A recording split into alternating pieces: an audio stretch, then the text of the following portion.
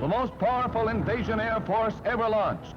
Some of the 11,000 planes that opened the path through the so-called impregnable Atlantic Wall. Between Le Havre and Cherbourg in Normandy, the Allied lightning strikes.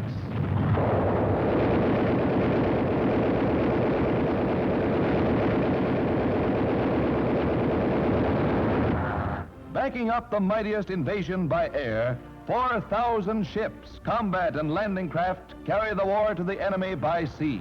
The Coast Guard, the Navy, the Air Forces land hundreds of thousands of British, Canadians, and Yanks on Hitler's doorstep within a few days. Isolating Cherbourg with its strategic harbor is the immediate objective.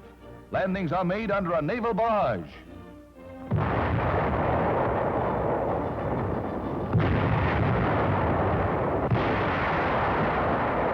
President Roosevelt said, "Let our hearts be stout."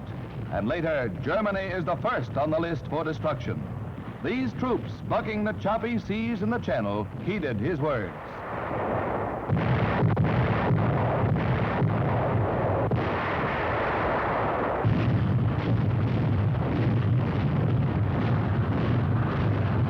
While landings were successful, we were not without our losses.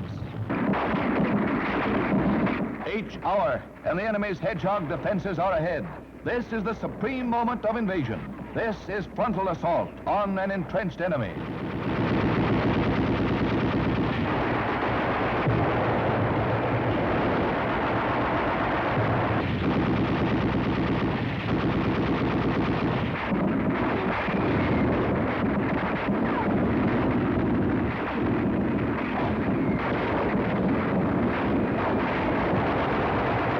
Heroic medical corpsmen remove wounded for return to England.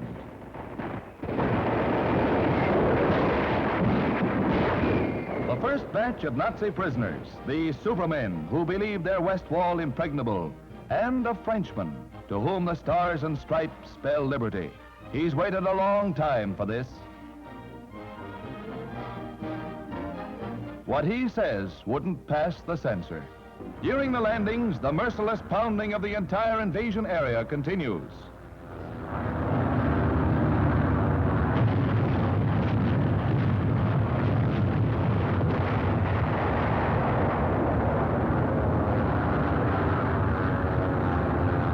Here is real pinpoint bombing.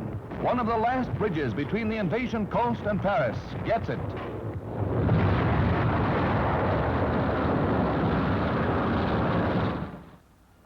When the beachhead is established, heavier equipment is moved in. Reinforcements for those heroes who are bringing liberation to the people of Europe. The cost of our initial landing was but a fraction of what our leaders expected.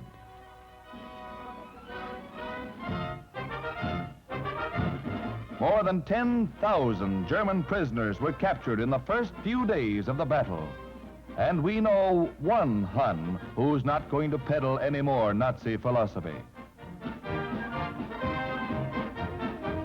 The Allied advance is rapid as we mop up town after town. Some Yank will have a nice doormat when he gets back home. The Supreme Commander, General Eisenhower, holds an early conference with General Montgomery, the commander of English ground troops, and they see that all operations go according to plan. These are the men who will lead us to victory, along with General Omar Bradley with glasses, who commands our infantry. The cost of our first landing was low, but many wounded are returned to English ports, men injured in that first assault. Let these pictures remind us that there's still a long road ahead to Berlin. The bond you buy in this fifth war loan drive can help men like these on the path to victory. Now it's your turn. Buy that extra bond today.